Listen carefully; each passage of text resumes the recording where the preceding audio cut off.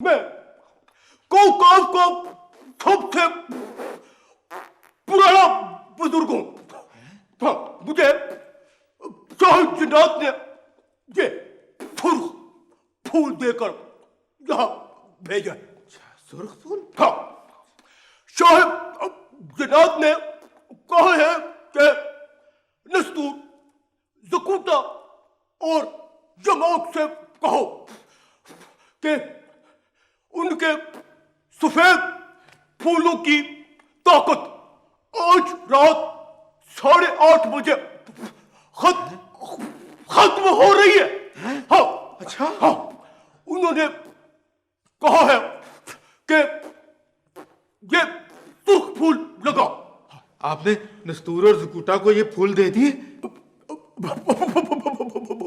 हाँ, वो दोनों मुझे जंगल में मिल गए थे। एक फूल ज़कूता को और दूसरा नस्तूर को दे दिया। ला मुझे भी दो। हाँ हाँ, ये सुर्ख फूल तुम्हारे लिए, इसको लगा लो।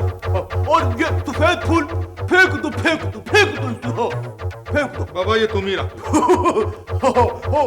ये तुम्हारे किस काम का?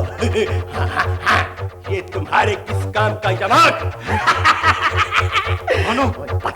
पता नहीं तुम लोग क्यों भूल जाते हो कि मेरा नाम हामूम जादूगर है, कोई पतलून जादूगर नहीं है।